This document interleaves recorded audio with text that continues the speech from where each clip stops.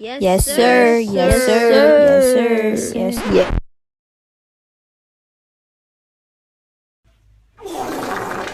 Shindo life is in a very interesting spot right now. And by interesting, I mean if you queue into a public server, there's like a 90% chance you're about to fight the exact same build for the 15th time today. Every update somehow manages to create a new species of player that found a combo requiring exactly 3 functioning brain cells in a dream.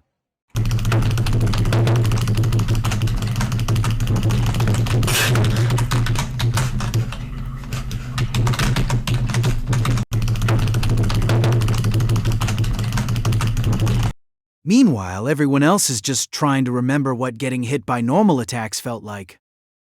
So instead of pretending everything's fine, I wanted to take a look at what the game has turned into, why the current meta feels so repetitive, and what could actually make Shindo fun again, without deleting half the bloodlines from existence. Because I love this game, but I also love not getting stun-locked for the length of an entire Netflix episode.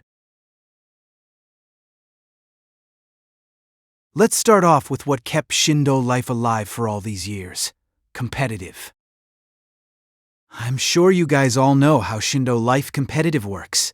You fight another player who queued into comp and fight them till A, you kill them, or B, you have more HP at the end of the 5-minute timer.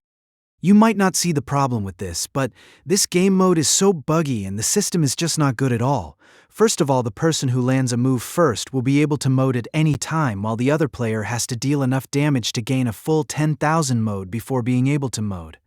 This is not a good idea, as before the timer could end, someone with 1 HP could mode and gain all their health back and win by timer even if the other person was destroying them.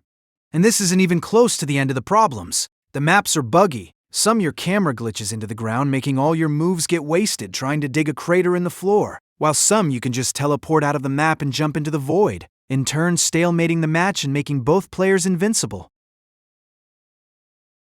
Enough about competitive. Let's get on to the main topic of why I made this video. The meta, we need to talk. This community stuff won't work unless we ask the more experienced players what balance changes will be needed. Otherwise, all your time is just going to be wasted on pointless stuff that will just add more arguments and hate towards the RELL team. My first formal complaint is the notorious bloodline, Jinshiki. Jinshiki has this one move in particular, which gives you 6+ rods that you can throw out every 5 seconds. The stun is longer than Pumpkin Slayer. It takes all your stamina within 2 seconds. And the worst part yet is that if someone hits a Senko Spirit Kunai on you, they start gliding across the floor, escaping your combo even if they were AFK. Stamina is quite literally the building block of the combat within this game. You need it to rush, auto-dodge, dash. Jinshiki stealing stamina makes it the biggest counter to literally any meta. Not to mention it auto-tracks you till the end of time, you can barely hear or see it. And sometimes, if you use it before getting stunned, you can punish the other person for even attempting to combo you. Next, I want to talk about the weapons.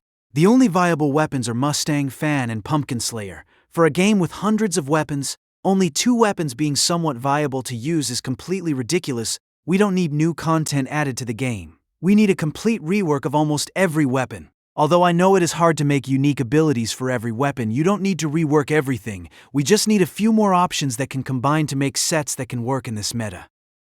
I think the Maru Dagger's double nerf was a complete dud. Yes, it was the best weapon in the game, but getting rid of the block break completely and making it ragdoll was a bad idea. We should make it knockback and block break, but only block break in the same way that Mecha Block breaks strong block. You need to hit it multiple times before block breaking. This would buff the weapon while keeping it not too overpowered. Now we can finally move on to the overall meta. I want to talk about mentors, more bloodlines, and other game mechanics. First off, mentors. I believe the mentors itself is a great idea. Choosing one will give you a unique ability that you can use. Only problem I do have with mentors is Jiso. Jiso's strong block scaled off HP, so someone with rep plus full mentor plus mode will basically never be block broken.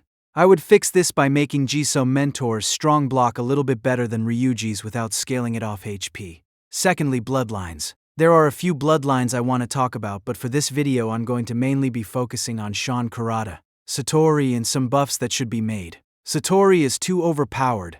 First of all, it deals 100k plus DMG. It's a place lock stun. It has one of the biggest ranges in the game and you can bypass block with it way too easily. A perfect fix for this would honestly just be nerfing the damage and making it so there's a 2 to 5 seconds cooldown. Between the first hand sign and the actual stun part of the move, I would also make it so that if you were to block a few hits, you should be able to unblock and jump around without being place lock stunned. I would make it similar to how Indra Akuma works. You are damage stunned, and you get damaged but you can still jump around. This would make it very balanced but still a very good move as you can bypass block with it, and the range is still astronomically big.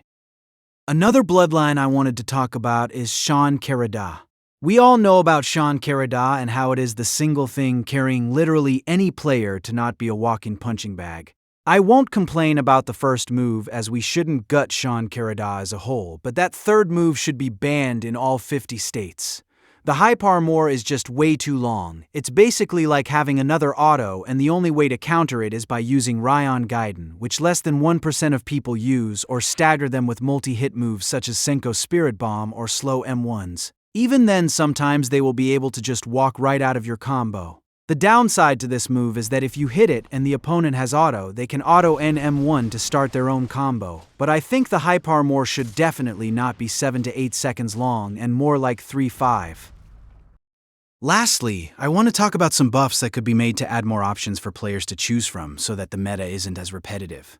Tetsuo Kaijin is one of the coolest moves I've seen on a Roblox game. But it was broken, and it's been a long time, and I'm starting to feel this is the right time to fix it. Riding the dragon was a very cool way to move around, and the move wasn't completely broken. There was a lot of stun involved, but I don't think anyone complained as much about Tetsuo as they did some of the other moves. The last dragon simply doesn't leave the floor, and the move feels harder to aim. Bringing back Tetsuo would bring back a lot of players who used to adore the bloodlines. I would also like to bring your attention to Getsuga. Getsuga is a very cool bloodline, but it got gutted really bad and hasn't been usable at all. Buffing the flight speed even just a little would make such a big difference. Also, a lot of the place lock stuns, such as Xeno Dokei, Bankai, etc., are bugged and will sometimes cause the player you hit to go invisible and invincible. Fixing this would also make a ton of other options outside of the usual Pumpkin Slayer and Satori. I would also like to talk about Pika. I noticed that the iframes were taken off of it. Pika wasn't a strong block breaker. It was hard to extend in a normal one combo. So the only thing it had going for it was its combo starter potential. That has now been taken away from it as the move will get cancelled very easily. It was never overpowered and I feel you should bring it back to its normal state. And that looks to be the end of the video. Make sure you like, comment, and subscribe so we can extend our reach into the RELL staff, and as always, Shindo is life.